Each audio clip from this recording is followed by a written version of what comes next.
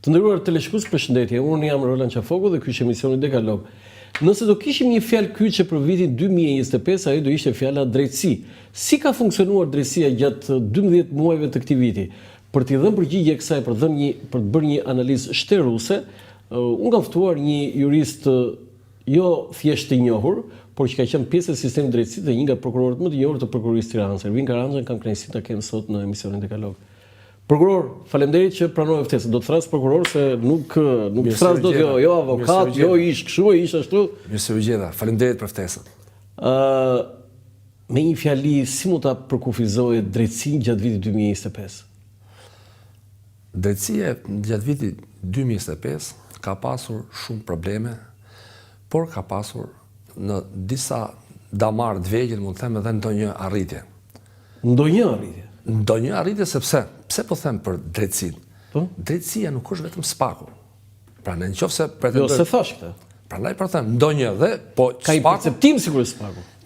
Është dhe një propagandë që po bëhet, që domethënë një propagandë shumë e madhe që është spaku, ndërkohë që drejtësia sot janë gjithë qytetarët të cilët e Republikës së Shqipërisë nuk po marrin drejtësi nga gjykata. Sot që ne diskutojmë, sistemi gjyqësor nuk po jep atë funksionin e tij që ka dhënien e drejtësisë. Qytetarët shqiptar e kanë të pamundur të realizojnë drejtësinë nga gjykata. Pra kur dy persona kanë një konflikt, shkojnë gjykatë, pretendohet brenda një afati të arsyeshëm ta mbarojnë të drejtësi. Pra zgjidhet kjo çështje. Edhe ai që nuk ka drejtë, sepse kur zihen dy persona, ose kur ka një konflikt midis dy personave, njëri ka drejtë, njëri s'ka drejtë. Dhe ky person që nuk ka drejtë, nëse merr drejtësinë brenda një afati të arsyeshëm, s'u takon, vazhdon jetën e tij. Kurse kur vazhdon me vite të tëra në një procese civile, qoftë çështje, sidomos civile që janë çështje pronash, këtu mo ka ra. Tani dalim tek damari pozitiv që po diskutojmë ose si degzim, si ti themi. Është arritje puna e spakut. Pse është arritje? Po të kemi parasysh raportimin e zotit Dumani në parlament. Për vitin 2024, sepse jemi 2024 që ka ndonë gjatë 2025, sepse vitet ecin njëri pas tjetër dhe puna e një viti i korr produktet në vitin tjetër. Në vitin 2025 konstatojmë një numër të lartë, zyrtarësh të lartë, të proceduar nga ana e spakut, të proceduar penalisht. Dhe janë 33 zyrtarë të lartë, i cili është një numër. Dhe gati 3500 të akuzuar, ose pjesë e timit. Po, unë po ngull këmbë të zyrtarët e lartë, edhe prokuroritë e mbarshme kanë proceduar zyrtarët nivelit ulët, kuptimin, për shpërdorim detyre, shkelje barazisë tenda. 33 zyrtarë të lartë që bëhet fjalë për drejtor mbi drejtorie, ministra, zëvendësministra, dhe ka qenë një listë po të kemi parasysh pa përmendur emra. Këtu kjo statistikë ose kjo e dhënë, ne nuk i hym, domethënë asaj që ka prova, ka apo jo prova, sepse ka pasur shumë debate politike, jo ka prova, jo s'ka prova. Por ky është një numër i lartë i personave të proceduar dhe është diçka shumë pozitive. Në këto 35 vjet nuk ka bërë vaki ose nuk ka ndodhur që një numër kaq i lartë zyrtarësh vetëm për një vit procedohen, pa llogaritë tjera që janë proceduar mbi. Dhe është diçka pozitive. Reforma drejtësi, një nga pikat, theksoj, një nga pikat ose një nga synimet e reformës drejtësisë ishte lufta ndaj korrupsionit. Të niveleve të larta. Të niveleve të larta.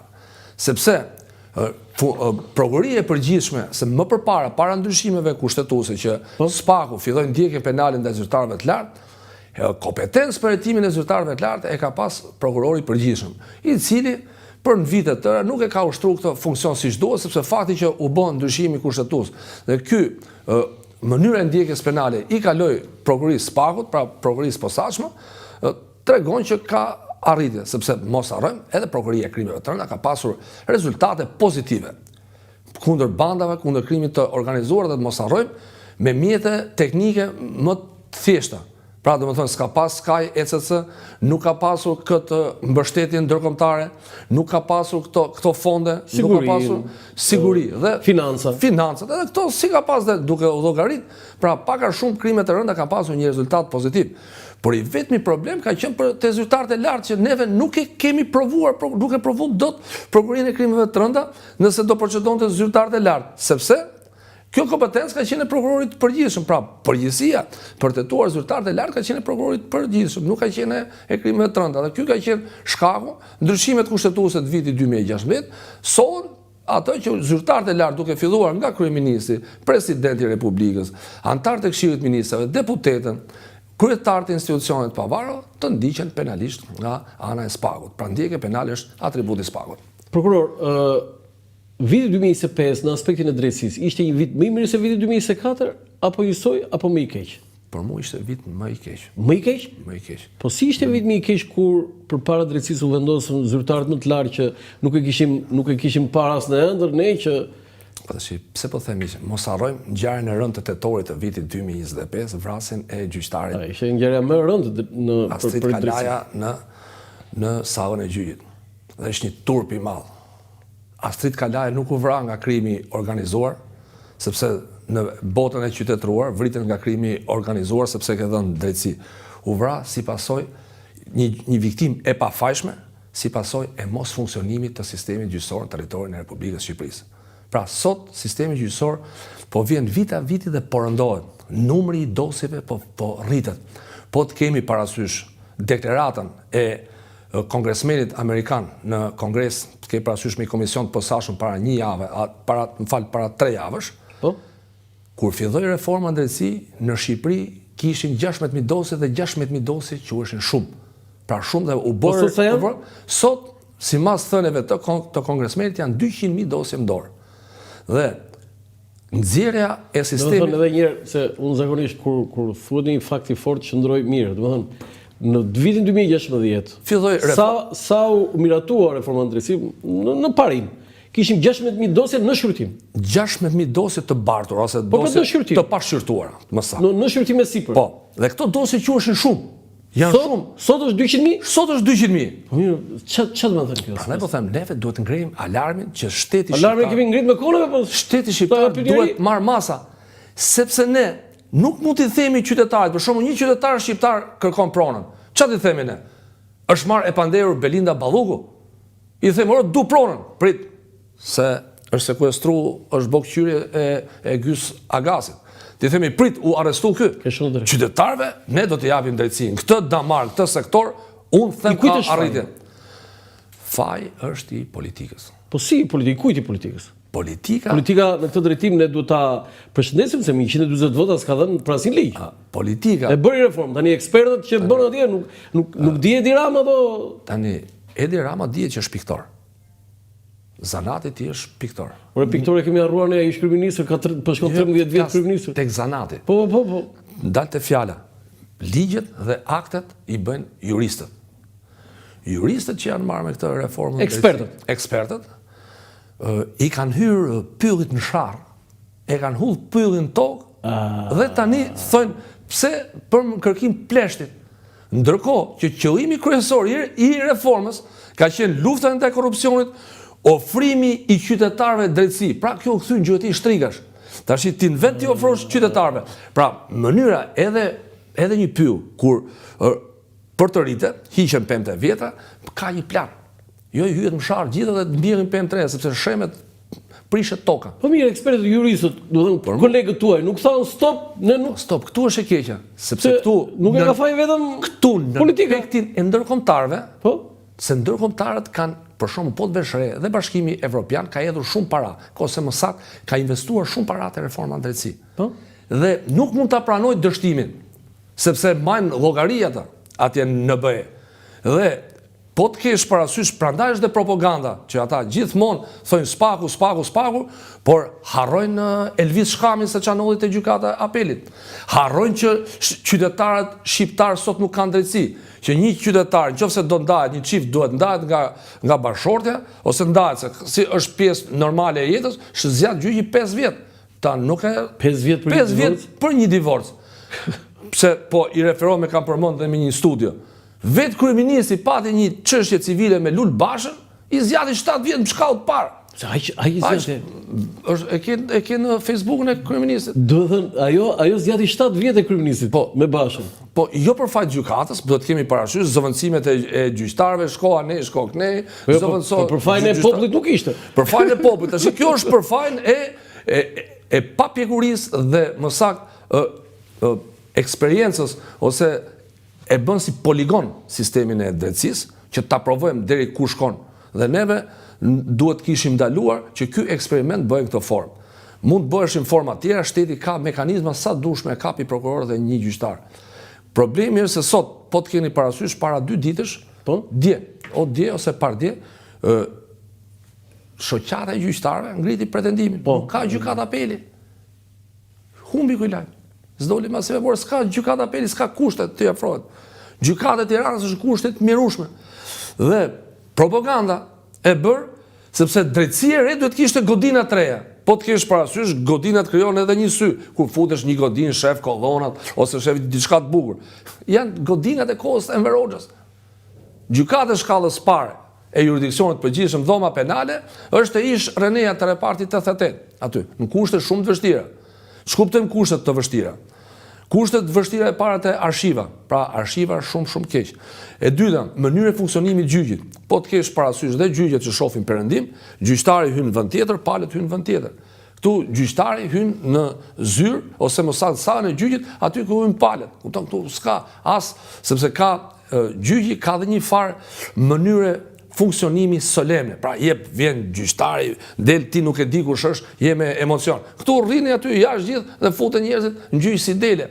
Pra ne ku kanë shku paratë e reformës drejtësi? Janë investuar me miliona dollar dhe fizikisht kemi ne fatuar sa është investimi prokuror?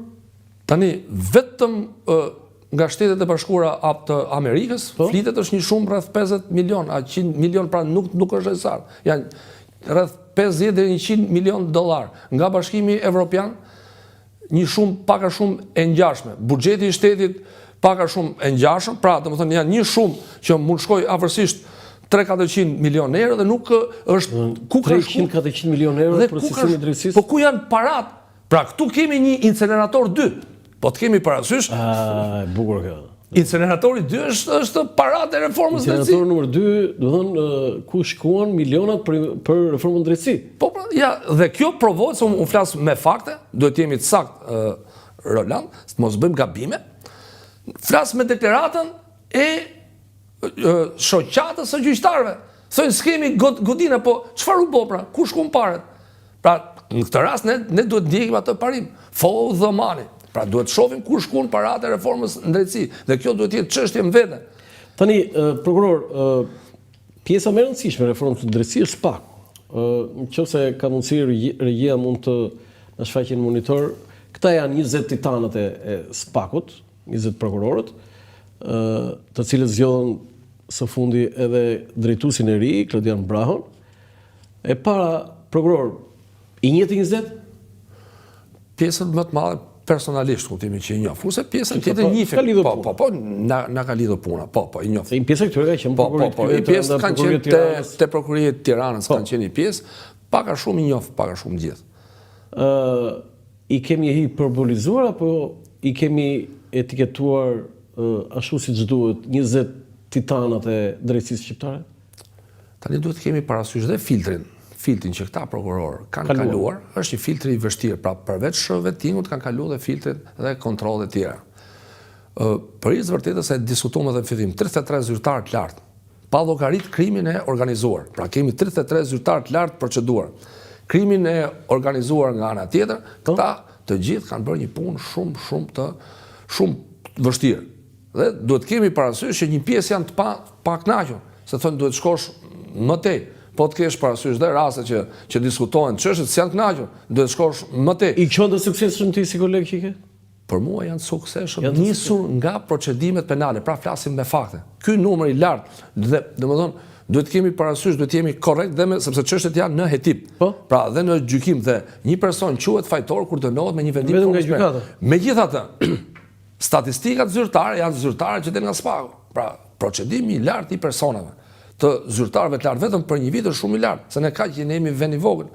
Pra shumë kryetar bashkisë janë proceduar penalisht, janë proceduar edhe në kryetar drejtues institucionesh janë marrë pandehur, kanë pasur pretendimet e tyre, jo sido që të jetë, kemi ish presidentin Ilir Meta në gjendje paraburgimi, i cili ka qenë, ai vetë që ka firmosur reformën e drejtësisë, ka qenë njeriu më i lumtur kur është firmosur kjo reformë. Domethënë ai ka qenë vetë, një pjesë këtyre i ka dekretuar dhe vetë, po të kemi parasysh se në momentet e para, dhe janë zyrtarë tjerë të cilët janë proceduar penalisht. Prokuror, kam një pyetje që lidhet shumë me profesionalizmin. Ti ke qenë vetë prokuror dhe e di.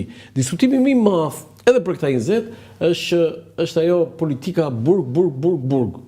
Tani ti ke futur vetë në burg, se një prokuror vetëm të futur në burg, nuk të përqafon, nuk të puthën ballë prokurori. Prokurori të futur në burg. Tani duhet marrë fund kjo praktik me që ka një lëvizje në tërë, po themi, Shqipërinë si në politikë dhe në media, apo duhet vazhdojmë me këtë standard? Mendimi im personal është që duhet ndryshoj kodi i procedurës penale. Pra duhet bëhen kritere akoma më strikte për caktimin e masës. Që do të thotë për ata që na ndjekin ta thjeshtojmë, ta e kuptojmë? Duhet vendoset, domethënë duhet bërë dy ndryshime duhen bërë. Po? Në alternativat e dënimit me burgim dhe të dënimet përfundimtare, po të kemi te dënimi thotë, po jo, unë them te masa e sigurisë. Dy thash. E para tek dënimi. Po? Pra kur mbaron një person te alternativat e dënimit duhet të jenë dënime alternative që jo burg me kusht, dhe te masat e sigurimit. Masat e sigurisë, këtu është gjithë. Dy janë pikat, sepse mund të shkosh me masë sigurimi detyrim paraqitet dhe merr 5 vjet mbrapa. Pra, sepse mund të rish sa zjat procesit, shkosh në burg. Jo, pa diskutim që mund të ndodhë kjo. Prandaj po e marr nga këtu dhe dalit te masat. Neni 230, i cili përcakton kriteret e posaçme për caktimin e masës arrestit në burg, duhet të ndryshojë katërsipërisht. Si duhet bëhet? Konkretisht flas. Konkretisht Atje e kemi burge e tjera. Tani duhet ndryshohet kur caktohet, do të thonë një paragraf se do jetë specialistë, po një që propozim im personal. Duhen kur caktohet masa sigurimit arrest burg, duhet parë parasysh rrethanat lehtësuese, kushtet familjare, sociale, ekonomike. Pra nëse ti paraqet se ke një fëmijë të vogël, domethënë me përjashtim veprës. Pra, domethënë, për shkak të rrethanave sociale, ekonomike, ndalohet vendosja e masës sigurimit, ndalohet përdoret term, domethënë, mos jenë terma ekuivokë. Jo evaziv, po duhet përcaktuar qartë. Duhet të përcaktohet. Edhe përjashtime, sepse mund të kemi parasysh janë disa vepra penale, të cilët duhen shkruar në nenin 230. Për shembull, vepra penale e përndjekjes. Janë vepra penale që personi po s'u ndalon në burg, ai do vazhdoj prap. Duhet bëhet disa lloj veprash që për këto vepra, krimet ndaj personit për shembull. Ti s'mund të rish dyshosh për tentativë vrasje, të rish arrest shtëpie. Absolutisht jo. Sigurisht. Plagosjet e rënda, krimet ndaj jetës, shëndetit, akte terroriste të tjera. Pra, vepra që ka një rrezikshmëri të theksuar. Po për politikanët? Shoqërohet. Që janë detyrë ministra, kryetar bashkie. Për politikanët duhet parë vepra. Pra shifen rreziku i ikjes. Ai është në detyrë çfarë rreziku i ikje ka. Qëllimi për mendimin tim personal, qëllimi nuk duhet të jetë burgosja që të kënaqet njerëzit, u futet këy në burg. Duhet parë që dëmin që është bërë shtetit kthehet në harkën e buxhetit shtetit. Kjo është fitoria. Pra, mund të jetë një person gjendje të lirë ta marrësh në vëzhgim, ç'a prona shka dhe ti konfiskosh dhe ti kalosh favor shtetit. Kjo është fitore, jo e futën në burg. Ja, ç'a fitimi kemi ne për Ilir Beqës, a është në burg? Në burg është. Po të ishim në flas gjithmonë pa e paragjykuar çështën. Po qartë. Pronat që janë, gjitha ti të kishe dëmin i pretenduar, koncesioni po vazhdon prap, apo vazhdon? Po tjetër, koncesioni. Kështu jo. Tani veti kur ishe prokuror, se kështu kur ikni nga prokuror juve thonë jo burg, po kur jeni prokuror burg te burgu keni mendjen. Këtë që thash këto unë e kam zbatuar. Si e ke zbatuar? Krimet ndaj personit, krimet ndaj shëndetit, për ndjekjet, kam zbatuar masë ekstreme. Mund të jetë zbutur masa sigurimit kur e ka fal viktima, sepse ka raste të fal. Kur e fal, domethënë, dhe sepse viktima është pjesë e procesit penal. Kur të fali zoti punës, pra krimet ndaj personit, domethënë, aty te krimet ndaj personit është vrasja, sepse ka vdekur robi, e shef te masa e dënimit. Pra jo te masa e sigurimit. Pra kur e ka fali zoti punës, do të jesh më i qetë. Okej, një pyetje konkrete. Ju thatë Ilir Beqë, po unë po shtoj Rion Veliaj, Ilir Meta, madje edhe Sali Berisha. Masat e sigurisë, si duhet ishin për këta? Mendimi im unë e kam shprehur dhe shpreh. Këta duhet ishin hetuar në gjendje të lirë. Gjendje të lirë? Në gjendje të lirë. Dhe kur t'jepte vendimi një gjykata pasaj final, ata të zbatonin? Madje edhe te vendimi final, mund t'i ishin dënuar me dënim alternativ, por qëllimi thash edhe një herë, nëse kanë vjedhur, se kështu thotë, vjedhë, kur është vjedhje? Atë është konfiskimi i pasurisë. Po, nëse s'ka konfiskim, sepse qëllimi i dënimit është rehabilitimi i personit. Pra që ta rehabilitojmë, jo ta ndryshkojmë. Është qëllim që mësohet në vit parë te fakulteti i drejtësisë ky është. Por në praktik po ndodh ndryshe. Sot masa sigurimit dhe masat e dënimit janë si masa ndëshkuese. Pra çojnë aty trish në burg, rri vit burg, 2 vite të pyesim mbas i viti. Kjo praktik duhet ndryshojë. Vetë ke bërë ndonjëherë këtë? Unë në burg aty. Unë tek veprat penale të përndjekës, se ke flas edhe me provat, të jap me provat dhe me vendime. Veprat penale të përndjekës. Jo, të besoj absolutisht, po. Veprat penale të rënda është për burg. Vepra që s'janë për burg, që mund për shembull ka raste për 1 gram drogë, duhet dënohet me kusht t'i jepet, pavarësisht se si janë rrethanat, nëse të bëjt 5 vjet burg për 1 gram, do shifet vendimi, ka raste 1.8, 2 gram, domethënë. Ku shkon? Prokuror, si ishin këto 3 vite për Altin Dumanin? Duhet kemi parasysh zoti... E ke njohur besoj? Po e kam njohur, s'bëhet fjalë. Ke bashkëpunuar, ke pasur Altin Dumani, para se të flasim për këtë, po të them një historik të shkurtër, se ndoshta edhe ai vetë unë e mbaj mend. Altin Dumani ka qenë pjesë e task force-s të themeluar tek Prokuria e Tiranës, në provim të themeluar në vitin 2007. Është themeluar me ndihmën e partnerëve tanë amerikan, Obdati. Pra, Obdati siç e mbështeste. Theodori Sollaku atëherë ka qenë Theodori Sollaku, prokurori i përgjithshëm. Edhe ka firmuar task force, më kujtohet shumë mirë. I ka ul tavolinë ministrin e financave, ul Theodori Sollaku, që këta ishin kohë që ishte i përplasje shumë e fortë me qeverinë Berishën. Më kujtohet shumë mirë. Dhe i kapën prej veshi, i ulën tavolinë. Prej veshi. Po, dhe zoti Dumani ka qenë aty? Ka qenë pjesë e task force. E task force. Ka pasur sukses te task force, pavarësisht se ka pas ndikime më të forta, se sot është struktura e SPAK-ut është më e mbrojtur. Atëherë me atë pambrojtje që ka pasur, ka qenë një strukturë e mrekullueshme task force e Prokurisë së Tiranës, se kam pas fatin se kam qenë 4-5 dhe i shifsha çuna, domethënë djem të rinj me integritet, kanë hetuar shumë çështje. Se më ke ishte zoti Dumani tjetër? Zoti Dumani për shembull tek task force ka pasur prokurorin Besnik Cani, Armand Gorakuqin, ka pasur Armand Gorakuqi, kanë qenë shumë oficerë, për shembull Elion Mustafaj, që është prokuror rrethi sot, Gentian Osmanin. Kanë qenë një strukturë që ka pasur rezultat. Dhe po të vesh re atë, domethënë që u çelën negociatat, ka qenë pas ka qenë pararendës i SPAK.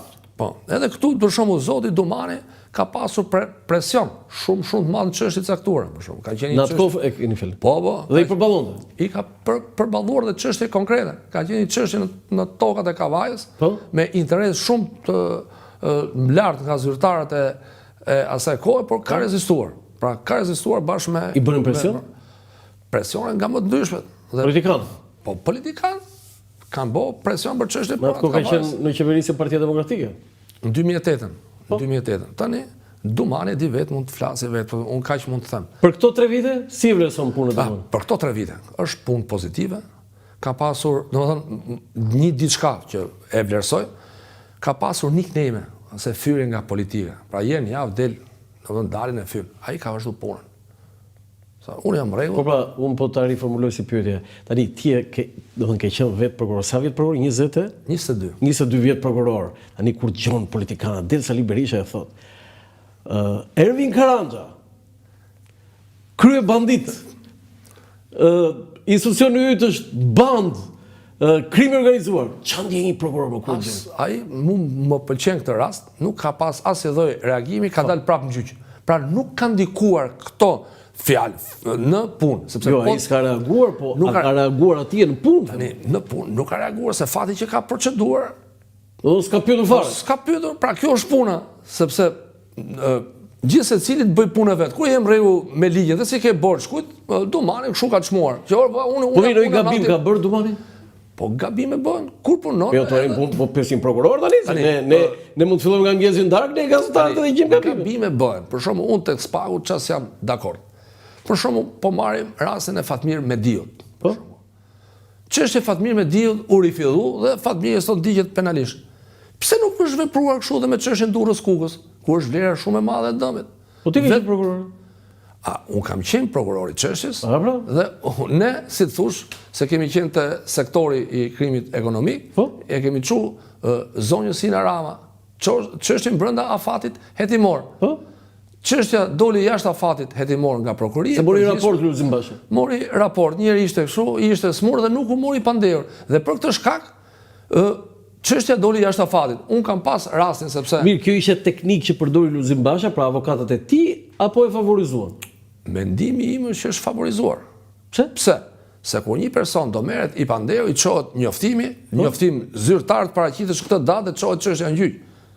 Pra është një veprim procedurial dhe tash jo Mori raport, raport ti do paraqitesh, sepse raporti duhet verifikohet, se kur ti me raport dhe shkon punë, atëherë është raporti falsifikuar, duhet nisi procedim penal për mjekun që e lçon. Sepse ti kur je smur, i bie zbohet emisioni. Tash ti bë emisione dhe formalisht, prandaj këtu unë e kam ngrit këtë dyshim sepse një nga prokurorët e çështjes i cili u hoq nga Ina Rama të çështja Durrës Kukës ka qenë Xhevat Hana, i ndjeri Xhevat Hana, që unë e kam pas mik, më tha Ervin.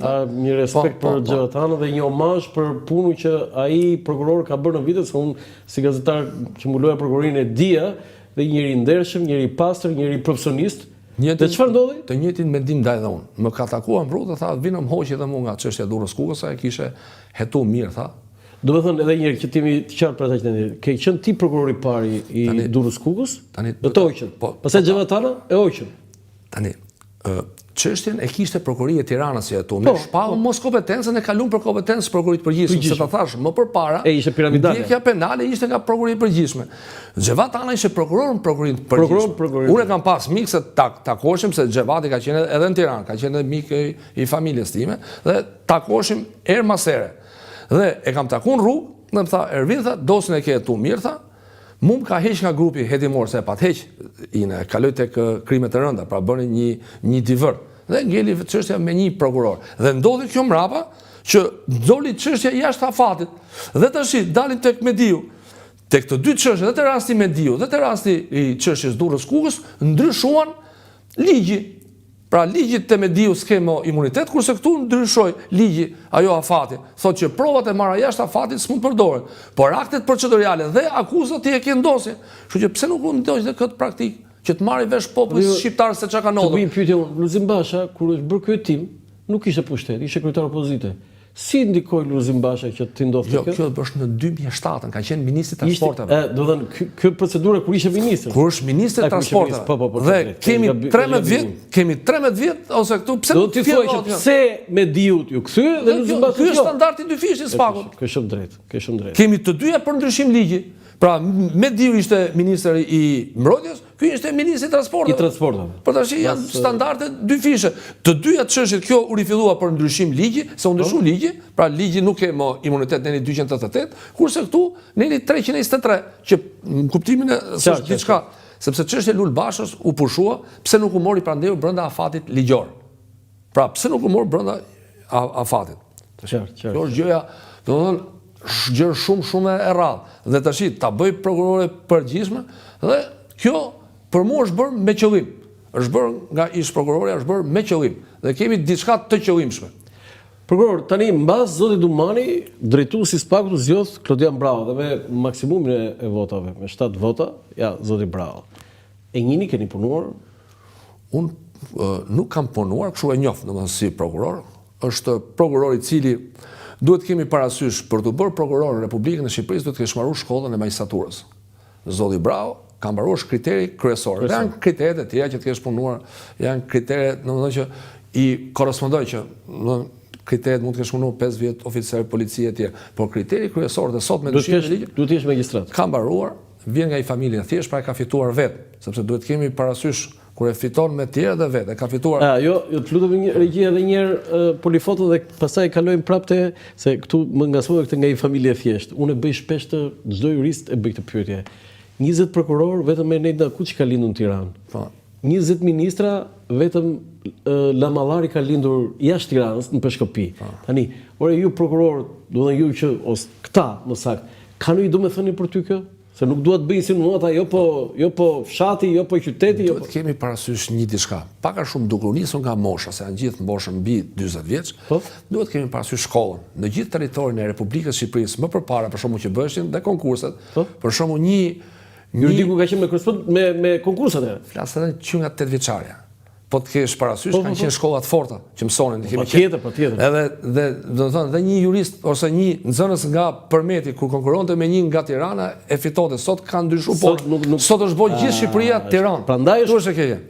Po, këto janë gjithë për shkakun që kanë mësuar, e kanë vetë, pra kanë me djersën e bazës, kanë luftuar në jetë edhe e fiton. Sepse ndryshon kur kalon siç ndodh kjo me katapult, kuptimi. Pra kanë punuar. Se edhe Klodian Bravo është një djalë, do ju e thatë, vetë djalë ka fitu shkollën e magjistraturës me djersën e vet. Nga Potomi, një fshat në Skapar, ka bërë shkollën atje dhe deri ka ardhur në juridik. Po ka qenë shumë mirë me rezultate, me mësime. Parasysh shkolla atje që mësojnë njerëzit nuk kanë qenë shkollat sot. Pra sot njerëzit mësonin pas i nivel dhe po të ke parasysh se unë e majme te Pallati Pionerit për shembull. Kishe nga rrethet që të thyshin mes, kuptimi që ishin shumë zot. Pra ka pasi konkurrencë. Sot pra kjo nuk e di është bërë me qëllim a pa qëllim, mungesë investimeve në periferi që ka si këtë pasojë shumë tron në mbikarkimin e Tiranës. Kalojmë te Klodian Bravo. Tani çfarë pritshmëri ke dhe si e një radhë parë Klodian Bravo? Klodian Bravo, pra thashë ka një ngritje graduale. E dyta, Klodian Bravo ka pas dhe vetë, self-made. Ai është self-made. Pra ky i jep aeroplanit vetë, nuk ka ndihmëse. I jep aeroplanit vetë. Sa e bukur edhe këtë. I jep aeroplanit vetë. Klodian Bravo i jep aeroplanit vetë. Po është vetë, pra ka ecur vetë një tani presim. Tani normal drejtuesi është diçka krejt tjetër nga prokurori, sepse ke problemet administrative, komunikimet me personat të tretë. Mendoj, duke pasur parasysh stafin dhe eksperiencën e paraardhëse, do kemi rezultate pozitive. Çfarë pritshmëri ke ti vetë personalisht? Unë për shembull mendoj te dosjet e vjetra. Dosjet e vjetra standardi steka pritur të jetë dumani ngriti lart. Tani kjo stek do mbahet, do ngrihet më apo do ulet? Mu më pëlqeu diçka tek Bravo, që po e them standardi provës. Pra, standardi provës që tha edhe vete, tha duhet rrisim standardi provës, kur themi standard provës diçka pozitive për të panderit. Pra, që domethënë që të mos kemi vetëm me një përgjim ose me një diçka të dyshim. Ne do rrisim standardin e provës. Për shembull, po dalte provat, po them dhe diçka të gjurmët e gishtave. Edhe të provat të gjurmët e gishtave që lidhet, edhe të gjurmët e gishtave është parimi prezumimit pafajësisë, sepse një gjurmë gishti që lëret në vendngjarje duhet të ketë disa karakteristika që ti korrespondojsh. Pra, gjurma e lënë në vendngjarje është e filan personi. Dhe më thoshte një ekspert i vjetër, tash thot për hir të parimit prezumimit pafajësisë e gjithë, ne kemi vendosur një standard, thotë. Si thën, që një gjurmë gishti që është në vendngjarje lidhet me gishtin e personit kur plotësohen 12 karakteristika, është standard. Pra plotësohen 12 karakteristika dhe po të kesh nënt nuk është atit. Pra ngritje e standardit. Pra edhe te provat kemi ngritjen e standardit. Edhe brenda provës, brenda një prove. Por pra kemi standardi, ke 9 karakteristika, nuk është e këtij. Prandaj edhe ngritja e provës. Duhet 12 karakteristika. A mund të thoj, i marr më 12 karakteristika, çfarë janë të gjumët gishtave? 12 karakteristikat kemi parasysh nuk janë karakteristika që, domethënë, forma, s'ka të bëjë. Valzimi gishtave, pra detajet e gjurmët papilare kanë kthesa. Pra, domethënë, kur bëhet krahasimi dhe futet në ekran dhe lidhen, kjo këtu është e barabartë me këtë. Dhe gjurmët papilare që janë lidhen me gjurma e vendit ngjarjes, lidhet me mund të abuzojë eksperti prokuror? Po jo, nuk abuzon, se është provë shkencore. Ky thot ka kaq provë, thot ta nxjerr në ekran. Me mjetet sot të teknologjisë, ti e shef në ekran vetë e kupton. Se kemi pas një rast. Kemi pas rast që keni debatuar me ekspertin? Është debatuar për gjurmën, sepse është gjurmë e pjesme. Por, do të thonë, duke... Ishte pjesme, dhe ai thoshte është e plot? Jo, e pjesme, thotë, do të thonë, ka 9 karakteristika. Po nuk ka 12. Kjo, se e ka dhe i farë vlere. Për shembull, kjo... Të shumista? Po pra, 9... Nga 12, 9 është shumë? Duhet jenë 12 karakteristika. Po duhet 12. 9 është shumë. 9 mund shërbej si bazë për motiv ose si version hetimor që të hetojmë këtë pjesë se mund të jetë ky autori dhe gjesh prova tjera. Pra e ka i farë indici, por s'mund ta përdorësh ti si provë. Kupton? Kjo provë nuk ka vlera identifikuese. Edhe zotëria tha i dha bukur, do rrisim standardin e provave. Tani, kjo është diçka shumë pozitive. Kur them te pritshmëritë prokurore kam fjalën te lufta ndaj korrupsionit ndaj zyrtarëve të lartë. Se ne kjo është betejë sot. Dhe betejë më e fortë sot është me zvendës kryeministën Zorin Balluku. Tani çfarë do bëj Zoti Qafoku? Unë jam dhe avokat sot që ushtoj avokat flas që ushtoj profesionin dhe shoh edhe nga ana e popullit, kuptimin e asaj. Prandaj nisem në fillim nga qytetarët, masanaj dal tek zyrtarët e lartë. Po ta vësh edhe në fillim ngula këmbë tek qytetarët. Por zyrtarët e lartë çështjet penale do vazhdojnë. Nuk ka më çështje spaku sot me presionin ndërkombëtar, me partnerët tanë ndërkombëtar të Shtetit të Bashkuara të Amerikës, provat sot siç po e sheh po dalin në publik. Pra nëse ti do t'i mushësh menin jo vetëm gjykatës, por dhe opinionit publik. Po është gjë e mirë kjo që dalin publik? Kjo nuk është gjë e mirë. Kjo nuk është gjë e mirë sepse gjyqi bëhet në gjykatë dhe intimidohet gjykata. Si dalin këta po të bëjmë pyetje të drejtë për drejtë. Unë jam gazetar dhe unë dua t'i marr. Unë po e mora të provën, unë e bëj publike se kjo është detyrë ime. Ti ke detyrë ta ruash. Ky është betejë. Mendimi im është i tillë. Si del? Duhet me shumë kodi procedurës penale dhe para se ta them këtu do të them. Tash pse del prova? Del një vendim gjykate. Sot për shkak të rritjes së teknologjisë, në vendim gjykatës ti ke edhe foto. Por të shef dhe gjyqtarin. Ora je këtu. Që ti kur të lexosh vendimin nuk ke nevojë të lexosh dosjen. Por ky vendim shkon për zbatim del nga sekretaria. Në moment që ka disa dhe shkon për zbatim. Këtë e merr dhe avokati I panderëve se kur zbatohet masa. Dhe avokati duhet zbatojë ligjin. Po mirë, tani mendimi dalin tek zita. Pra, këtë material e marrin 20 vet. Po. 30 vet. Po. Në sekretari shkon protokoll, hapet zarfi. Po gjithë posta që janë. Bravo. Tani janë 30-40, mund të shkojë edhe më shumë. Edhe më shumë, Por shkon pra si procedurë. Doli vendimi nga sekretaria e gjykatës, nxjerr urdhrin prokurorit. Shkon polici, në sekretariat të policisë. E morën vesh atje. E merr titullari, e shkruan, të zbatohet, gjithë se shkon në shoh dhe këto e morën vesh gjithë, I jepet edhe një dorë atij, e shef dhe ky tjetri, sepse mund mos jetë personin. Tani mund jetë një zgjidhje. Mendimi im kush? Si? Duhet në shumë neli pratë neli 238. Ndryshim kodin e procedurës. Po. Edhe si masat e sigurimit. Policisti shkoi një shkurtim vendimi, pa fakte. Pra, domethënë kur I shkon dhe I thuroi një esencë po themi. Esenca dhe kopja është për personin. Zotëri, kjo është për ty. Ndaç nxirre, kemi përgjegjësi të ulet numri I personave që e marrin këtë djeni. Pra kur shpahesh në kërkim, nuk ka nevojë të shkojë gjithë vendimi.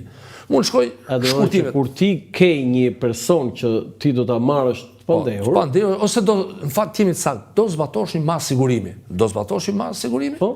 Shumë bukur, ke gjanitetet, I ke gjitha në filan vend. Zotëri ke këtë. Po jo dosjen. Vendimi, sepse sot vendimet bëhen të arsyetuara. Rritja e teknologjisë, për shembull, më përpara ka qenë vendimi me makinë shkrimi. Po di, më pam prokurori. Çka ke mirë, po prokurori çka ke këtë? Do të funksionon. Se sot ti po të vesh ke foto në vendim, apo jo, ke foto aty që I vë, sepse është bosh shkenca. Ta ke merr me mbi vendosje dhe që të krijohet dhe kjo është diçka pozitive. Tani pyetje drejt për drejt. Këto që kanë dalë edhe janë bërë publike. Ti beson që I kanë nxjerr një nga ata 20 prokurorët? Jo. Asnjë nga ata. S'ka sepse po te kush dyshon ti? Tani cili është shkaku? Tani prokurori nuk ka interes. Nuk ka interes, nuk të shmend prokurorit ja sepse të bëj vepër penale. Po jo, ti ke qenë vetë prokuror. Po kjo është vepër penale, nuk ke interes ti që të rrezikosh veten, sepse neni 295 sa thot, nxjerrja e materialeve sekrete nga oficeri dhe prokurori. Pra ti ja futesh vetes. Sa ashtu I bi. Ti je vetë subjekt. Media kur e merr s'ka vepër, pra ti s'ke interes. Por janë një sër haka shkojë për zbatim, se në fund fare ky vendim I shkon dhe agentit që është dosja personale, sepse kur zbatohen 20 masa sigurimi, janë 20 kopje. Personi që shpahet në kërkim të lagje ka agenti I zonës që ka kopjen e vendimit, që është person në kërkime. Dhe këto dashur pa dashur, mund të rinë 1 javë, 2 javë, 3 javë, do ta lexojë dikush dhe jep. Mendimi im është një zgjidhje jo ndëm panderët, vendimet duhet të jenë të arsyetuara, por I panderët se personi dyshuar ta ketë kopjen vet, kurse policisë ose organet që merren me zbatimin e vendimit të kenë një vendim me gjanitetet sakta, sepse s'mund të thosh se je datlindja për shembull 76, pse e kam, është fakt që dihet. Po dali publik datlindja dhe veprat që dyshohen, s'ka ndonjë problem. Ka pasur raste prokurorë që këtë kanë dashur ta zgjidhin prokurorët, kolegët tuaj, duke hetuar gazetarët. Cili është mendimi juaj? Për mua gabimi më I madh I prokurorisë është merret me gazetarët. Shumë prokurorë për shembull edhe në kohën e dhallës janë hetuar gazetarët për burimin e tyre. Duhet kemi parasysh te rasti I Janarit. Gazetari Tan Hoxha, nga burimet e veta mbas lidh ka një kaset. Thotë të ma ka dhënë s'do dalje. Ti merre këtë kaset, është apo jo? Ti mos u merr me Tanin. Po të shërbej ty si provë se jo. Po të shërbem ti shif është në rregull apo jo? Ke një dhën, sepse duhet kemi parasysh, nuk mund dënohesh vetëm me këtë kaset, por duhet ke burime të tjera, prova të tjera.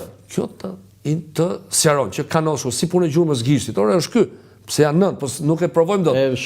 Ti fillon të pse merren me gazetarët pastaj? Se kjo është habitshme. Këto 35 vjet ne kemi raste plot që rasti i Artan Hoxhës është një gabim, rasti i Qynës është gabim. 2 herë i kanë ndodhur me spagun. Në kohën më përpara te një çështje që erdhën në studio i morën telefonin po të kesh parasysh. Po mirë, po pse jo, nuk e kam kuptuar prokurorët, sepse ju thatë një gjë shumë të rëndësishme që çdo provë që nxjerr një gazetar ty mund ta ndihmoj prokurorin për atë që objektin e hetimit që ai ka, po jo të merresh me gazetarin Gojnzori.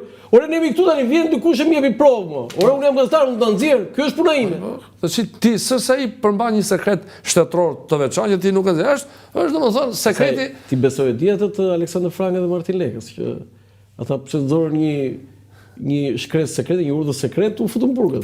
Po kjo ajo edhe u quajt skandali më i madh. Po tash ti nuk quh se kush e solli në dorë atë, po merresh me pikën fundore që s'ka lidhje. Për mua procedimi i gazetarëve është gabimi më i madh që ka bë Spaku gjatë vitit 2024. Rasti i Qynës është, domethënë është ndoshta 2024 në fund të 2024. E filloi 2024. Se po flasim për mua marrja e Spakut përkundërzi, Spaku dhe organet do ta ketë aleat. Do të kenë aleat, biles unë kam vrejtje, siç Spaku ka komunikime me shtyp, edhe prokuroritë e rrethave gjyqësore duhet të kenë komunikim më shumë me shtypin.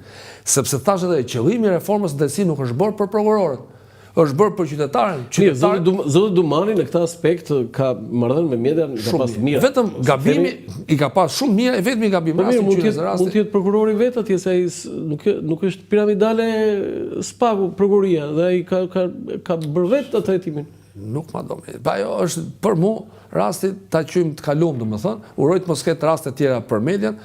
Hetimi i medias është një Do kemi një ndërprerje të shkurtër publicitare dhe kthehemi sërish. Biseda shumë interesante. Për herë të parë në Shqipëri dhe Evropë, përmes aplikacionit i reja, zhvilluar nga Akinvest, mund të dërgoni para me MoneyGram në të gjithë botën, direkt në telefonin juaj. Dhe kjo do të kushtojë sa gjysmën e komisionit që do të paguanit nëse ju do të shkonit në çdo sportel. Mjafton të shkarkoni aplikacionin e reja për Android dhe iPhone, të regjistrojeni si klient dhe me njëherë do të dërgoni para në të gjithë botën, me MoneyGram vetëm me gjysmën e komisionit. Bëj zgjedhjen e zgjuar, dërgo para me MoneyGram në aplikacionin e reja. Faleminderit, kthehemi në studio, faleminderit edhe një institucionit monetar MoneyGram Akinvest që mbështet emisionin e kalon këtu në Dritar TV me sloganin transferohet shpejt, gjithmonë më shpejt, kudo dhe kudo. Prokuror, shumë interesante biseda. Tjetër përsëri tek Klodian Brau. Raporti më delikat i Spakut, edhe i drejtuesit, është me politikën. Ajo është aty, është prova zjarrit.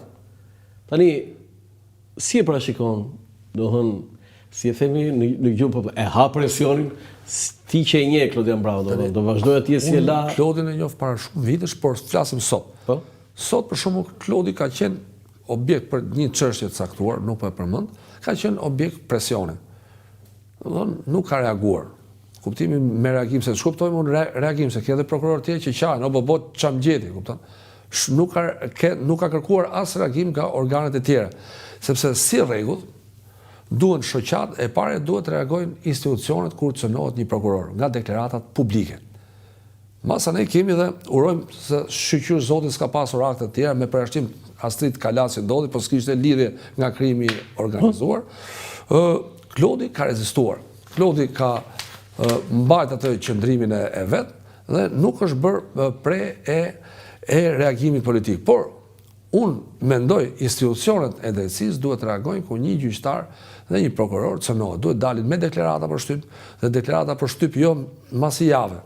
Duhet dalin zëdhënë si shtypit, dalin para medjave të shkojnë medjat ati që të cënojmë edhe me zë. Për shumë, një politikan foli me zë, institucionet duhet të reagojnë me zë. Shoqate prokurorëve duhet të reagojnë. Pra, që neve dalim mbrojtje, sepse duke i qenë Ka dhe shoqat prokurorësh? Tash po formohet një shoqat. Kush është? Prokurorë janë Ata që janë detyrë. Po, ata që janë në detyrë, po organizohen dhe do bëjnë një shoqatë shumë shpejt. Kush janë organizatorë? Mund të themi diçka se kjo që është shumë interesante, se kemi shoqatë avokatësh, gjyqtarësh, po prokurorësh me drejt s'ka. Shoqatë prokurorësh ka pasur. Ka pasur më përpara, por nuk ka funksionuar deri në 2015. Jo, do të thonë ka funksionuar mas 2015, 2016 nuk ka funksionuar. Tani po bëhet një shoqatë, po sepse si bëhet një shoqatë, organizohet asambleja ose ka një lloj do po bëhen ato mbledhje, do bëhen mbledhje dhe do funksionojnë siç është shoqata e gjyqtarëve dhe shoqata e prokurorëve që kjo është një gjë shumë e mirë. Kjo është një diçka e mirë, është diçka pozitive që kur ka reagime përveç por mund thash shoqata bën shumë mirë, mbron interesat.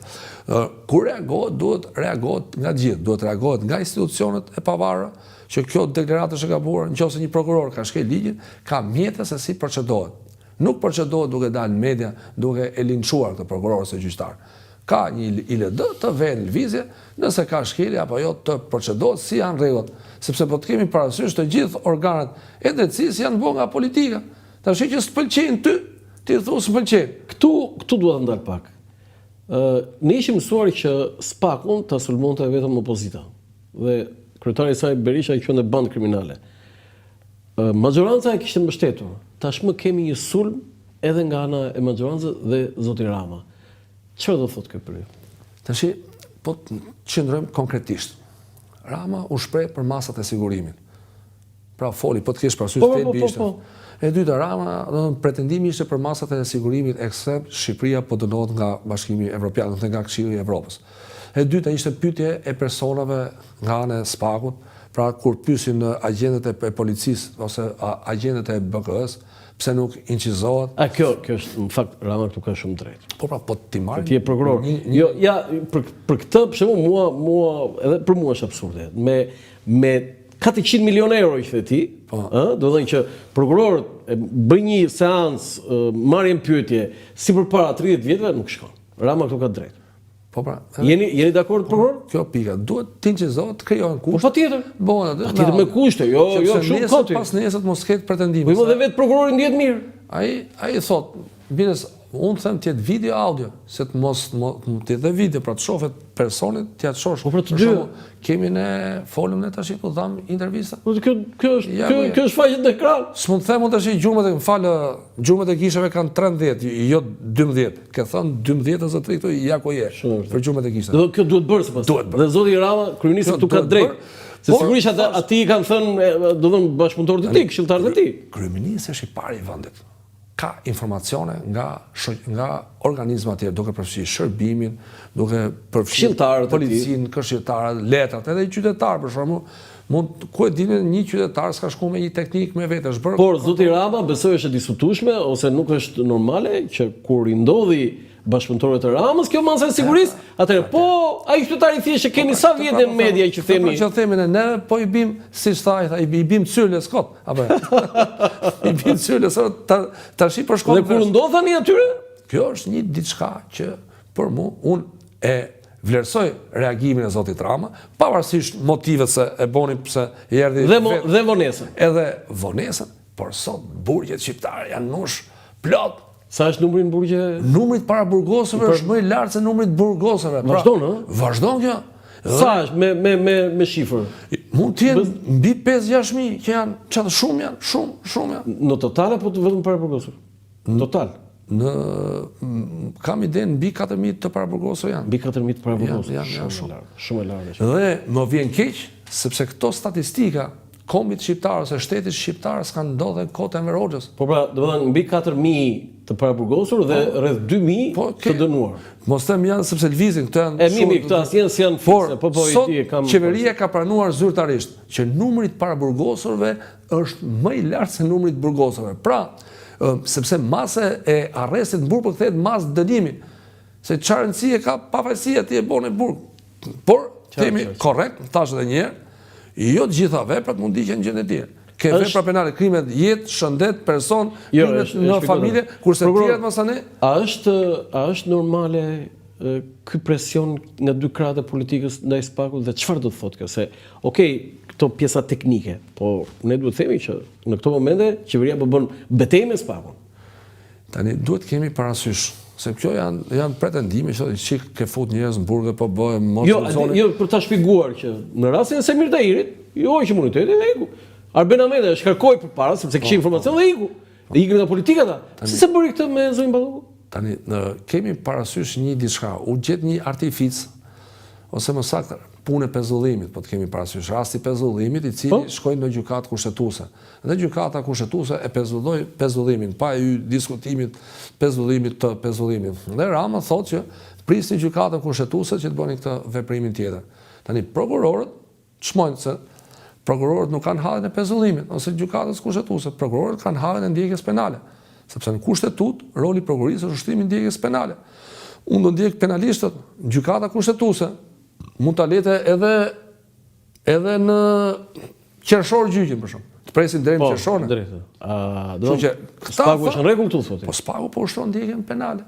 Megjithatë, megjithatë, kemi një arbitër për sa i përket pezullimit që do ta ndaj, ndërsa për sa masës tjetër sigurimin, këta janë dakord me këtë masë. Vetë, se thamë vetë, duhet i drejtohesh parlamentit. Shumë bukur, me që je dakord, po të vi me masën e re për zëvendësim. Tani, janë dy masat nga ndryshojnë, ose konflikti që t'jem më i qartë. Kryeministri pretendon se ke marrë kompetencën me pezullim. Ka shkuar në gjykatë kushtetuese.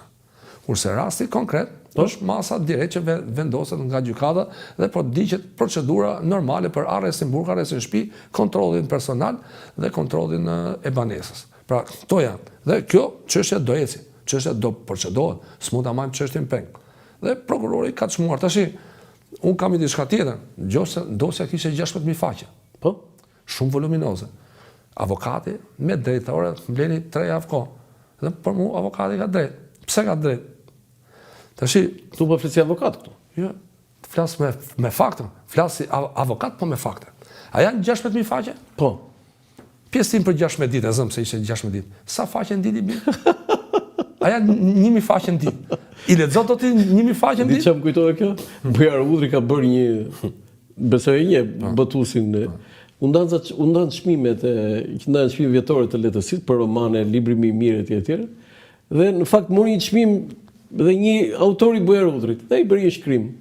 Kaq libra tha, 365 ditë tha, dhe jurista i bi të lexonte në ditë, për shembull po themi në ditë disa romane. Kjo gjë tha nuk vlen tha, do nuk e arrin dot, atëherë tha çmimi nuk vlen. Po. Shumë e bukur sa. Si juria tha i paska, do të tha ka X libra, si ka arritur juria tha ka dhënë këto çmime tha ku si ka lexuar librat?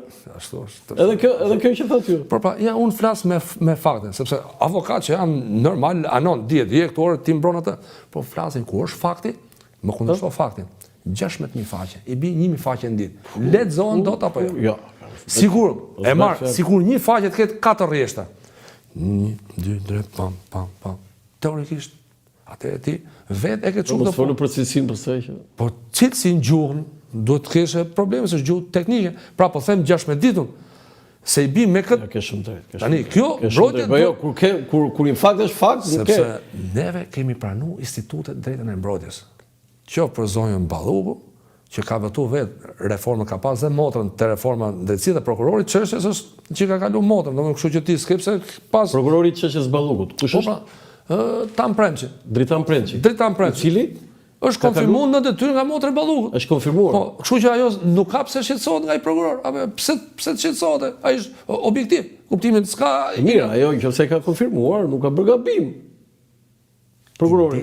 Po s'ka interes tu, sepse ajo ka parë, do mund të treguar korrekte, mos e paragjykojmë atë. Unë nuk e paragjykoj. Po pra. Por po them ti skep me prokurorin çfarë ke, desha thosha. Ai është në rregull. Tani kam një pyetje për ta mbaruar këtë pjesën e zotit Bravo. Është i amerikanëve? Tani nga mbështetja që kemi flasim prap me fakte.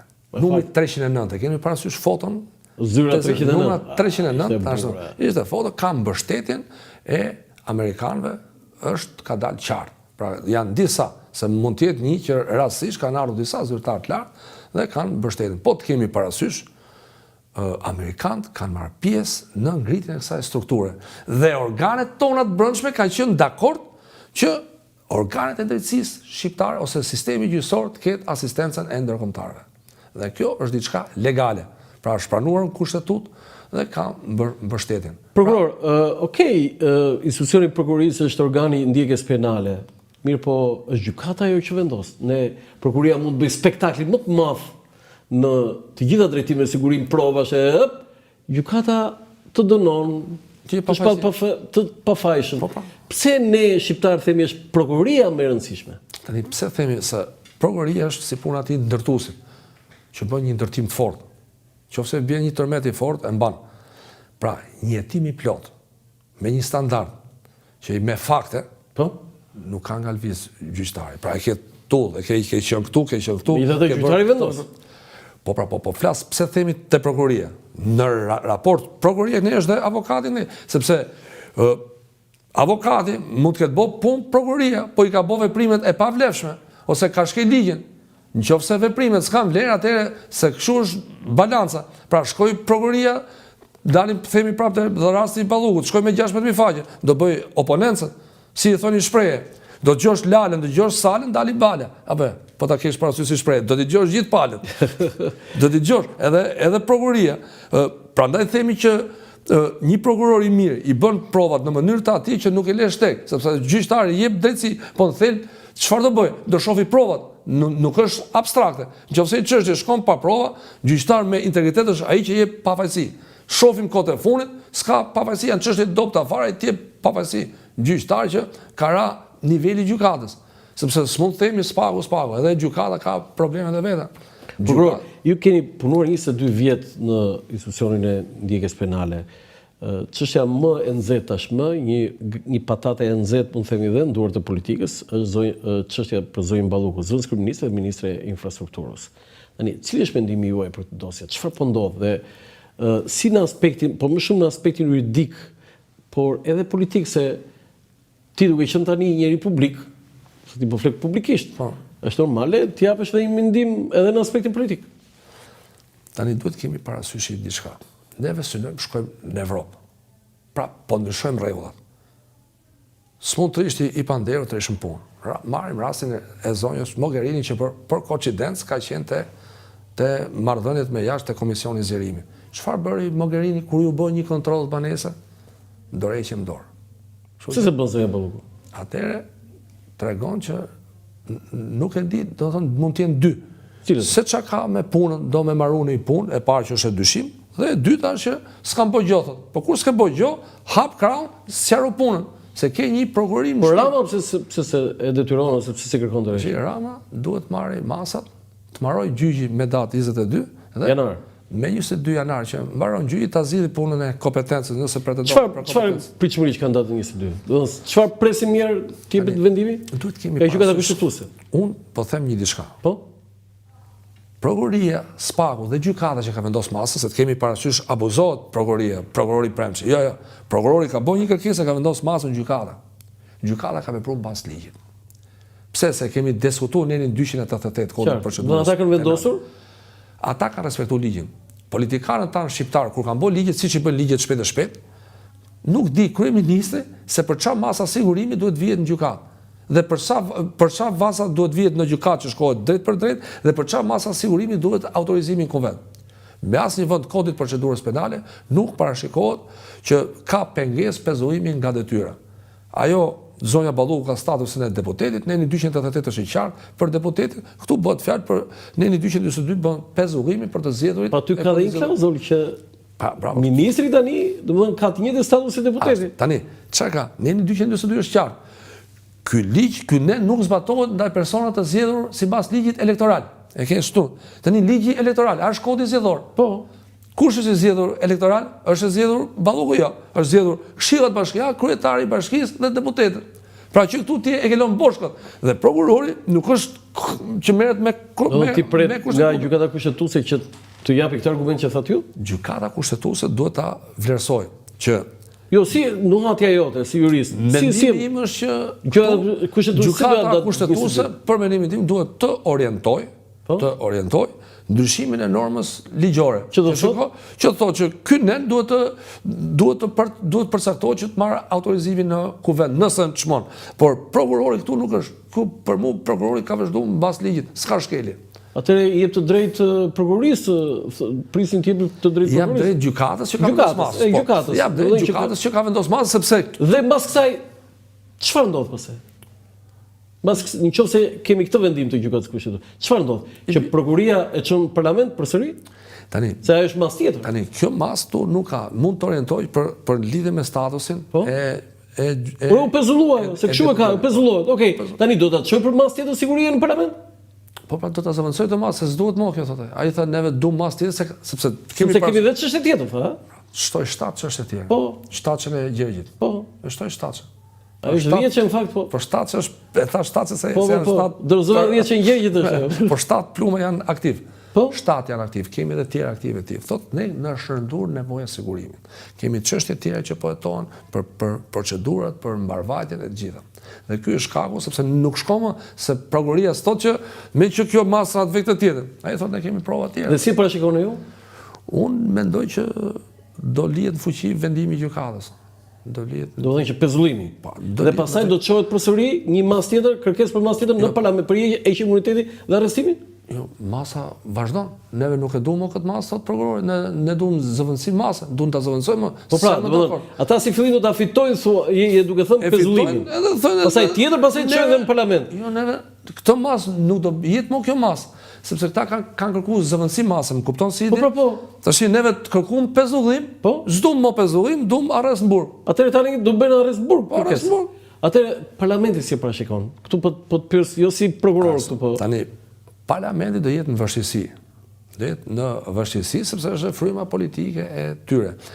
Mendoj që ata do japin arrestin e shtëpisë, nuk do lejojnë arrestin e shtëpisë. Dhe mendoj duke pas parasysh kushtet dhe kriteret, mendoj që arresti në shtëpi do jetë, domethënë, më normale. Më normale. Nuk jam për arrest në burg. Kuptimi unë vetë, jo se jam avokat, por neve duhet të ndryshojmë trendin. Mund diqet dhe... Jo, kur bëni avokat, ju doni arrest shtëpi. Kur jeni prokuror, doni arrest në burg. Tani, fakti që prokurori ka kërkuar dhe arrest shtëpi dhe burg tregon edhe njërin një dilemë, edhe njërin është i kënaqur. Kështu që mendoj dhe qëllimi i prokurorit është ta shkputë se ky është. Neve rrezikojmë provat. Mos jetë të vend punë ku akuzohet për më. Ka marrë fund karriera politike e Zënës Balloku? Tani, neve do presim sa të marrë vendimi formë prerë. Nëse dele pafashme, nuk merr fund, po për momentin është pezulluar. Në kuptimin është pezulluar, siç është jo, unë e them këtë sepse kam parasysh disa politikanë të tjerë që për karriera politike e Zotit Metaj mori fund. Karriera politike e Samir Tahirit mori fund. Duke pasur parasysh zgjatjen e proceseve të gjithë të zëvendësojnë. Se do të presin ty sa të marrë vendimi formë prerë. Apo. Po pra. Kështu që për mua është domethënë është hapje krau, si thosh. Hapje krau. Hapje krau. Prokuror, okej, ja e mori detyrën zoti Brau dhe filloi viti i ri me ato objektivat që ai ka. Mirë, po ka një problem që prokurorët janë të pavarur në punën e tyre. Si do funksionojë zoti Brau? Si zoti Dumani që organizimi administrativ është një gjë, pa ai bësh pjesë sipas ligjit në disa dosje. Po. Kështu do bëjë dhe zoti Brau? Mendoj se po. Sepse është prokuror çështë. Për ata që na ndjekin, na shpjegoj këtë, si funksionon kjo? Në bazë të ligjit, për çështje të rëndësishme, çështje me problematika, që këtë e çmon drejtuesi. E çmon drejtuesi po dhe prokurori i çështjes, kur e shef që nuk e mban dot kuptimin që ka nevojë për ndihmë. Po si thot, nuk e mbaj dot unë o shef, hajde. Jo në kuptimin nuk e mban. Ora kjo është një çështje e rëndësishme, ka presion, kërkoj që të rritet numri i prokurorëve, mund ta bëjë do të thotë dhe verbale, se jo çdo gjë me shkrim, të rritet numri i prokurorëve sepse ka dinamik. Për shembull, rasti Ballukut që ka tenderin e tunelit, ka dhe 7 ka unazën e madhe të Tiranës. Duhet nda pra një prokuror të drejtojë patën 3, një tërë se ndahet puna dhe kur ndahet puna bie ngarkesa e çështjes. Pra se do përqendrohesh aty ku është dëmi. Dhe këtu për ngarkesë vendoset drejtuesi apo për rëndësi? E para është nga ngarkesa, e dyta është nga rëndësia, se kjo është çështje e rëndësishme. Të katër lotët bëjnë 7 lotët bëjnë 750 milionë euro, 450. Edhe se u bën këto eurot sigur janë 5 lekësha. Dhe duke pasur këtë rëndësi, prokurori merr urdhër me shkrim. Kemi parasysh urdhrin për ngritjen e grupit hetimor bëhet me shkrim, që për këtë çështje është prokuror filani dhe nuk ka shkele, sepse parimi i përgjithshëm është shorti.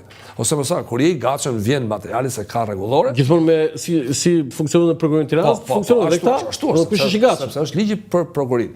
Kurse ka çështje të veçantë për shkak të rëndësisë duan prokuror, sepse duan edhe të profileve të ndryshme, për shembull ekonomik që kanë edhe mblidhen që të jetë një çështje, sepse kjo çështje nesër prokuria Spaku kur dalin në gjykat do dalin një emër. Pra nuk ka rëndësi se e bëri prokurori që njeh krimin ekonomik, por do përballesh nesër me publikun, do thënë njerëzit ç'është kjo paçavure, se pavarësisht se hetimi sekret kur shkon gjyq, provash do përplasë atje. Gjyqi është me dyert hapura, po të kemi parasysh se po referoj shpesh me kohën e diktaturës, aty gjyqi bëhet një autoporlant i madh, mblidhet që gjithë lagja, që të merret vesh se çka ka. Ai ishte përcaktuar ajo? Pra, ishte e përcaktuar, por sot ti e ke si neshje, e ke si teatr. Do shohin njerëzit i mushësh me vetëm Ismet Bellova që ndroi jetë shketi mungon atje, komandatori. Dhe duhet i mbushësh mendin popullit. Një orë ky ka bë këtë, pse e ka bë? Dhe ti mund të kjo është aftësia e një prokurori, që ti mbushi mendin edhe një personi që nuk është i fushës, që ky ka kryer faj. Prokuror, e trajtoje avokatin ti, atë bënë gjyqtari, po kur ishe prokuror e trajtoje avokatin ti si do donte sot trajtonte prokurori ty si avokat? Unë gjithmonë, bides janë shumë avokatin unë e kam respektu, sepse e parë unë kam babën avokat, ka qenë 93-shën. A do të ishe vetë prokuror babaj avokat? Jo, ka qenë avokat që 93-shën ka ushtru profesionin e avokatit dhe avokati është në Tiranë, gjithmonë në qytetin e Tiranës. Avokati është një funksionon mbas ligjit, avokati kur është korrekt, pavarësisht se duket nganjëherë pozicioni i dobët është etiketu gabim, jo sekser, jo ane, jo kështu. Dikush duhet bëj letrat, pra dikush duhet bëj mbrojtjen. Po i referoj rastit zotit Ballu, një avokat, Ardian Kalia, tha shikote janë 16.000 dosje, duhet të bëj mbrojtjen. Avokati bën mbrojtjen. Tani, avokati zonjës Balluku është motra? Jo, është Ardian Kalia. Motra është e konsulente? Se deri Pamela. Po pra, Pamela deri 2 avokat lejon ligji. Mbas neni 48. Po, dhe janë të dy tani. Deri 2. Janë 2, po. Ardian Kalia që ka qenë Ardian Kalia bëni mbrojtjen para parlamentit. Ai doli vetë, domethënë, janë dy varet se si ndajnë rolet. Pra, edhe roli pastaj është tjetër. Edhe avokatët, kjo mund ndodh mbledhje dokumentat, bëjnë konsultat. Përfaqësimi bëhet nga një që e njeh, sepse është përfaqësim. Si të trajtojnë ty sot në gjykat, në gjyq? E pare mu shumë mirë, s'ka asnjë problem. E kam fjalën që ajo idealja është që gjyqtari ti trajtoj njësoj prokurorin dhe avokatin. Njësoj, nuk kam pas një... Se mua të gjithë të mangojnë, vetëm ti s'u mangojnë. Nuk kam pas një diferencim. Tash ankesa. I kam gjuhë ankesa.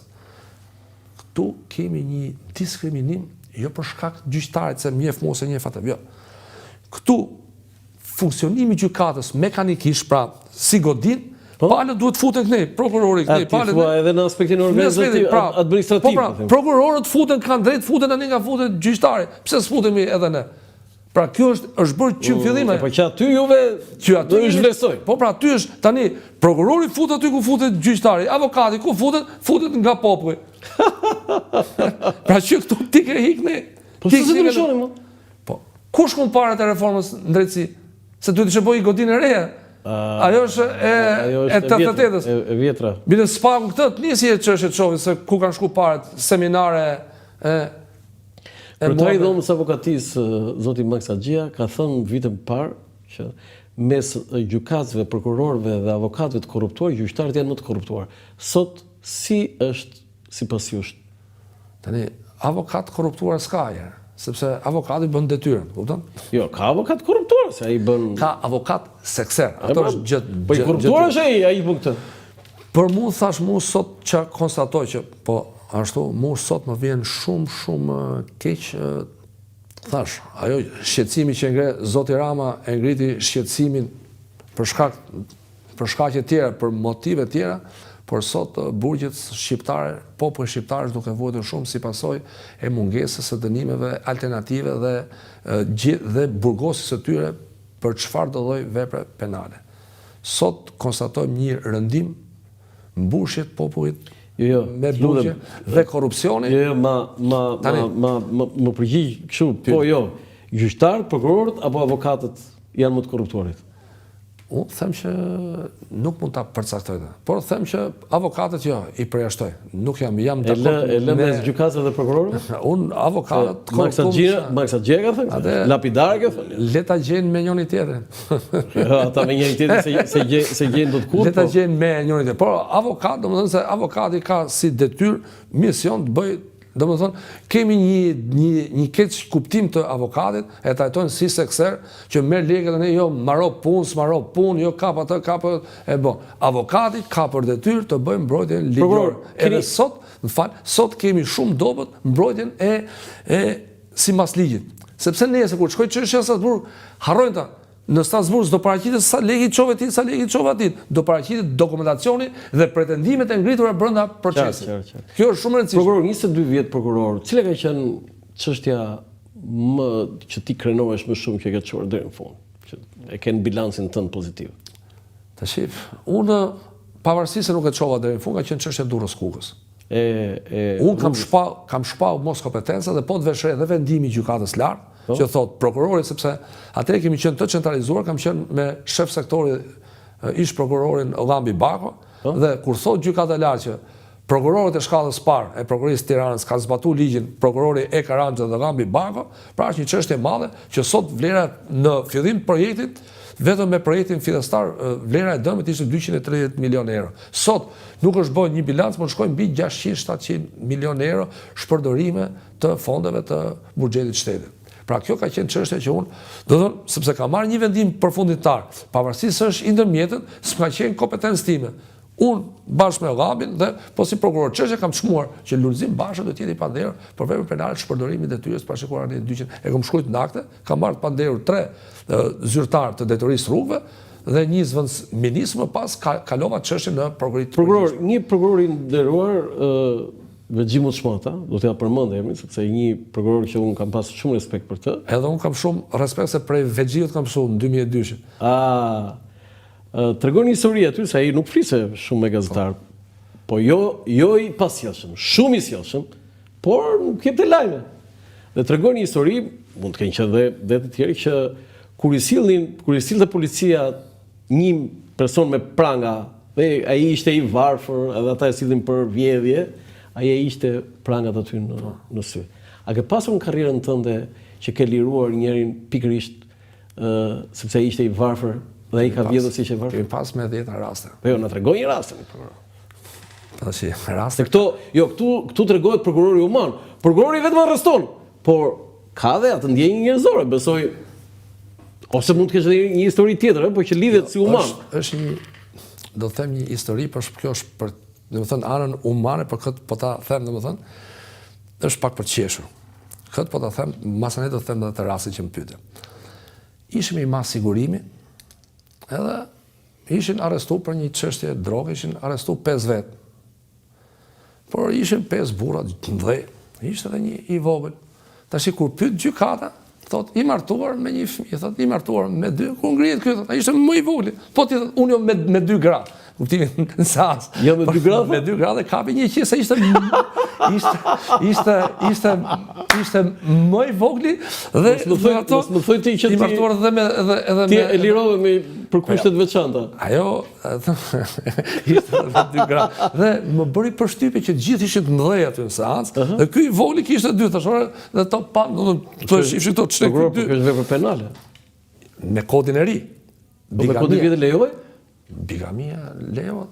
Jo, do më thëmë, kemi parasysh... Se ajo që nuk ndaloj, lejoj. Jo, duhet kemi parasysh. Shteti s'ta njeh martesën burr-grua, por ti mund të rish 2-3, por nuk ti njeh, pra do të quhet e palishme. E palishme? E palishme. Por jo të dënohet penalisht. Pse? Nuk dënohet. S'dënohet penalisht. Ti në sallën e gjykatës duhet të thoshe që ti ke kryer vepër penale me 2 gra. Jo, ti ke kryer vepër administrative. Ose administrative. Tani kjo e të qenit human, kur e ke treguar veten? Kemi pas një që kishin arrestuar për i vjedhje pule. Vjedhje pule. Ku? Tu në Tiranë? Po në Tiranë. Tiranë? Për i vjedhje pule. Po, në 2005. Po? Në 2005. Ishte burr grua? Ishte një burr që bë për i vjedhje pule, domethënë. Për i pule? Për i pule. Isha arrestuar në burg.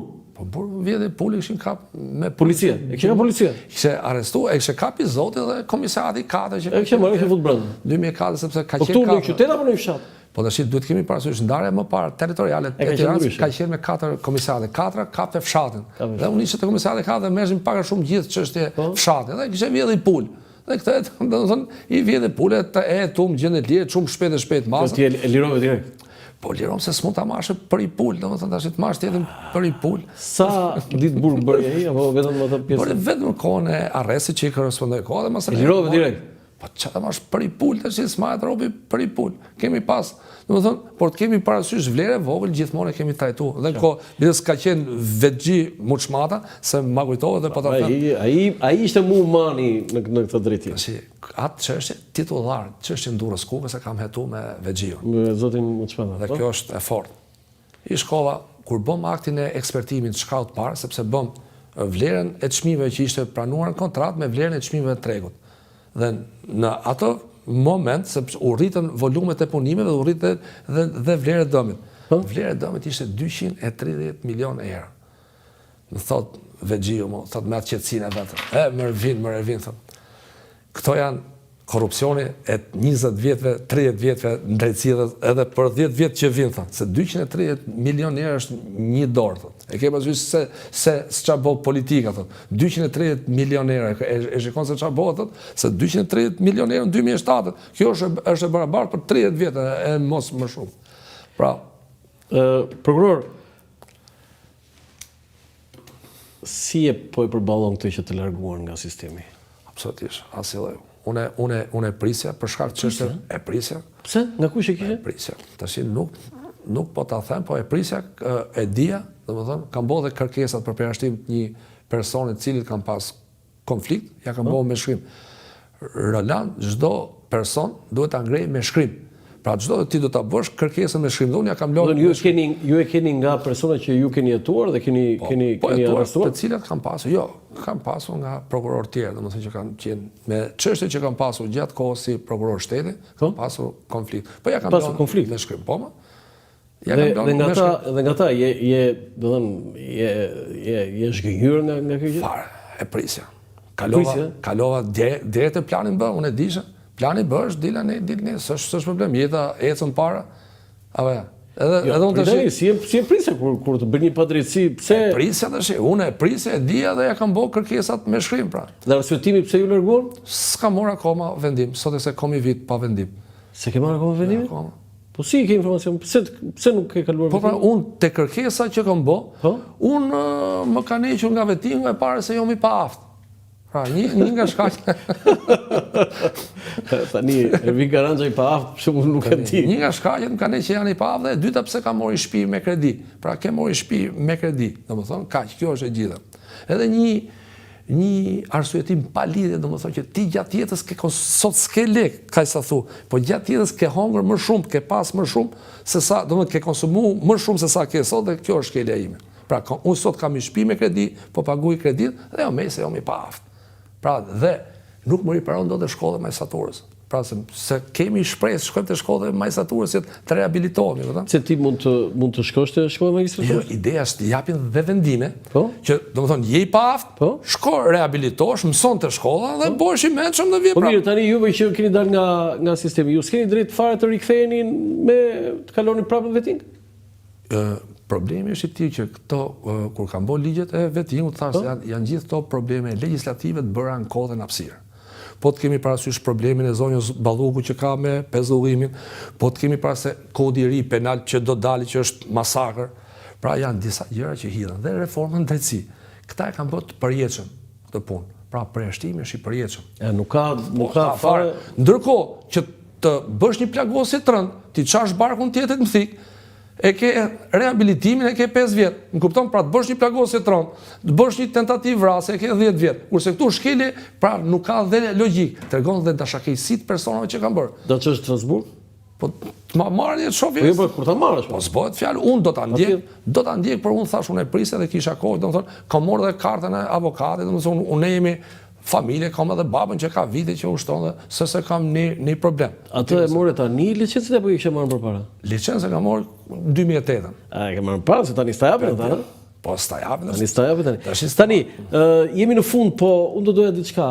Prokuror, ma shpjego pak si mund të funksionojë që një person është në hetim, ti sekuestrohen komplet pasuria e tij, në natën shkon një person, i merr komplet verën edhe ikën. Tani këtu, o policia është e paaft, o policia është bashkë me atë. Çka ka ndodhur prokuror? Se ti e di këtë, tani ne vetëm a mundsojmë dhe qeshim. Tash me sa kanë pa media se dosen nuk e kemi pa. Si rregull ka vetë një mall i sekuestruar. Po. Ky është malli i sekuestruar. Po. Malli i sekuestruar është zhdukur, se po e marrin me parime të përgjithshme. Tani personat që kanë është sikur me të i Burgos nga Burgu. Pse i? Këtu ikun, atë ka do të shifet kush ka përgjegjësi, si është lënë malli, sepse malli s'lehet në rujtje, po domethënë nuk i lehet në rujtje atij person që ka rrezik. Por nga ana tjetër, në thelb, ky malli i kujt ishte? Ishte i vetë aty. Ato me tjetërsimin e mallit kanë bërë vepër penale tjetër. Është vepër penale tjetër. Është vepër penale. Mirë, pra, përgjegjësi këtu ka person policia që duhet ta ruante? Personi tash kur varet nga vlera. Për shembull, vlera 3-4 milionë euro. Tash varet nga vlera 1, e dyta personat që merren me atë punë. Sepse kur lehet një mall në rujtje, pra unë të lejnë rujtja me qëllim që do të merret mbrapa. Duhet bërë dhe kushtet e sigurisë, policia, mjetet e ndryshme. Për shembull, edhe provat materiale për shembull. Po ndodh një vrasje, po marrim një vrasje, është dhënë me provë në drejtori të qarkut. Dhe është dhënë me provë, lehen rujtje me proces verbale. Pra, detyra e rujtjes provës është provë. Që ka faj këtu thëni e përgjegjësia dhe prokuroria? Jo, ka personi që merr se prokurori zërri rojet te vera. Po prokurori ç'punga prokurori? Ai lehet rujtje merren masat për organizimin e punës, lehet një shërbim që të mos lëviz malli. Kaq kjo është e qartë. Tash duhet pa ka apo jo faj, si ka ndodhur, çish ka ndodhur, sepse të kemi parasysh objekti i hetimit nuk është punë vera aty, është vera. Tjetër gjë, vera është kështu luks. Në fuqi, prandaj po them, vlera është një diçka që do hetohet. Për shembull te Akshin e kemi dëgjuar në media, tender çokolladash 10 milionë. Ç'është ishte kjo? Nuk e di, mos janë çokollada që i vëm platinë ose në diçka, ose domethënë. Tani, cila ka qenë prokuror shishja me vlerë më të madhe që ke konsumuar? Tani, unë po e them, po tregohem i drejtë, vera nuk ka rëndësi vlera e verës, se sa ka rëndësi ruajtja. Këtë më ka thonë një mik. Ruajtja ti mund të jetë i verë vjetër, po të jetë rujt më shishe jashtë ajo është shprishur, sepse vera ka 18 gram. Verë që më ka pëlqyer më shumë, bides nuk ka Montrek, se po i bëhet reklam s'ka Montrek, se e kishte ble kinezi, ka qenë një verë franceze Cadillac. Cadillac, ëh? Po, Cadillac. Që nga si makina. E kishte Cadillac bote. Sa kushtonte? 12.000 lekë shishe. Por kush ishte vlera të veta, po ishte 100.000 herë më e mirë, ne kom pi dhe shishe 100 herë për shembull. Dhe me shtreta që prin 100 euro. Po 100 euro ka qenë çfarë 100 euro dhe s'ka pëlqyer fare. Te ishte 12.000 lekë? 12.000 lekë, kom nxjerr Cadillac, merr këtë Cadillacun e vjetër nezën vende të kënaq. Nezën, si makina. Cadillacu ishte verë franceze, një shije super me një zonë të Francës. Këtë tani ata e kishin ble kinezi, e ka marr, do të thënë, shko djetën kin, gjithë malli shkon kin. Shkon kin me çmim më të shtesë e thithë tregu kinez. Ishte verë shumë e mirë. Dhe tash s'po i bëj se i prish punë verave të tjera, po s'kan treg. Shive Cadillac s'ke më, mund ta gjesh vetëm në internet, ka qenë një verë super. Një që kemi qenë me një grup mish, mu nuk ka pëlqyer se ne jemi shqiptarë dhe çfarë verë na pëlqen. Verë omël, dum primitiva, tjetë omël. Ku i njohim në verat, edhe pjesë e këtyre që bëjnë sikur i njohin verat, nuk e dinë çfarë verë kanë pi. Neve dum rakin, dum këto. Pra mes dheu ka primitivën, ka gjëra të ëmbla, edhe kjo Cadillacu ishte shumë e mirë që më ka pëlqyer nga prokuror. Për ta mbyllur, të kanë njohur kur ishin detyrë si prokuror? Po t'joshin ka, por duhet si i përballove? Si jepi drejtim situatës, bëu me atë që i tako, sepse një person kur bësh me drejtën, se ka një diçka, edhe po ti jesh i korruptuar edhe çdo gjë të bësh, të kthehet i ditë mbrapsh, kur bësh me palën e gabuar. Më mirë ti jesh me drejtën, se në Tiranë ka shumë padrejtësi për çështje pronash që janë bërë, po të kemi parasysh, dhe po të kishte funksionuar mirë ndjekja penale, do kishim arrit deri në këtë pikë, që shkelja e hakut tjetrit, pavarësisht se mund t'i morësh 2 lekë sot, do t'i vjedhësh nesër, se jeta është e gjatë. S'është leku gjithçka. Prokuror, të falenderoj shumë për bisedën. Dhe juve për. Të nderuar teleshikues, ky është emisioni i sot nga Ora Lançafoku, mirupafshim.